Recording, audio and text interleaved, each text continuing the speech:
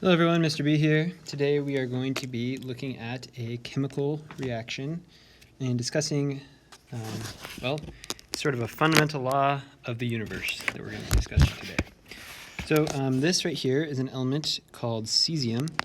It's on the periodic table. I don't remember exactly where it is. I guess we could look that up really fast. P table.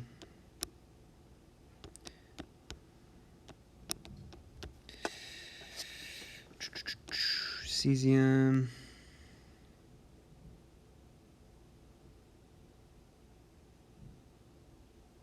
Where is it? Oh, there it is. Cesium, right there.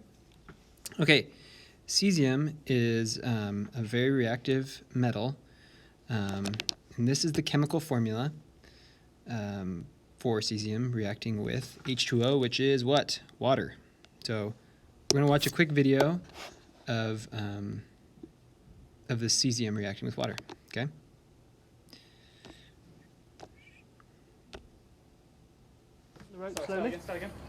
So we have our cesium under oil. We now need to lift it up using the new device and then drop it in the water, and let's see what sort of chemical reaction it does today. Everybody ready? Neil? Yep.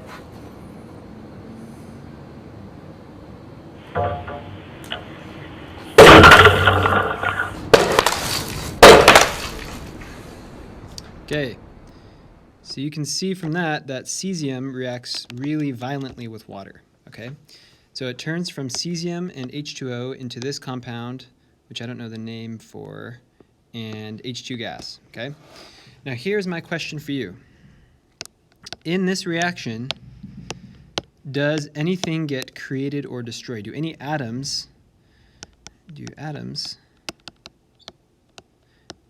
get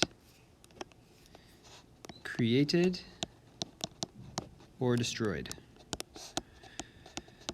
So first of all, one of the things that we have to do to figure this out is we have to try to balance the equation. So remember, if you've seen my balancing the equation video, you know that we have to change the coefficients in front of these to make sure that there's the same number on each side. I've already balanced it before, so I know that it works out to be a 2 cesium plus 2 water molecules leads to 2 of this compound and 1 H2 gas, okay?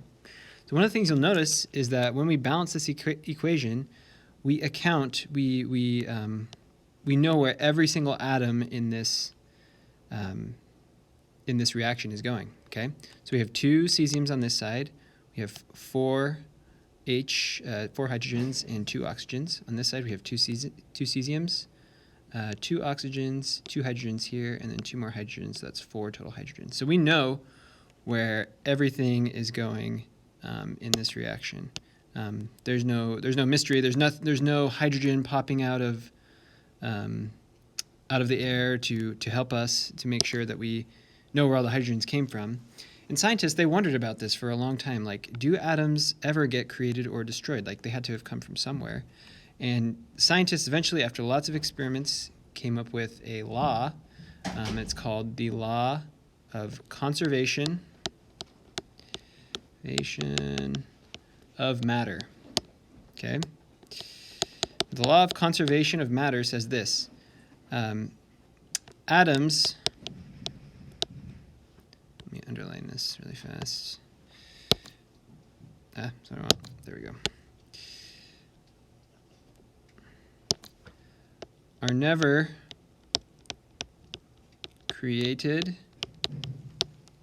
or destroyed through chemistry. Okay, so you'll notice that when we are doing these balancing chemical reactions, we're basically just trying to help the chemical reaction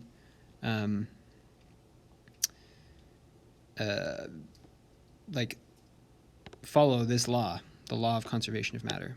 Because before we had all of these coefficients. Let me get rid of this eraser here. It's just a little too big there. Let's get it on the small one. Before we had these coefficients, we had an imbalance, right? We had 3 hydrogens on this side. And we had 2 on this side. Like, we had hydrogens popping in and out of existence. So we really need to understand that there's no such thing as a hydrogen popping out of the middle of the air to help us finish this chemical equation. It has to already be there, okay? So that's what the law of conservation of matter is. And this is a fundamental law that you're going to always apply as you continue to learn chemistry throughout your education.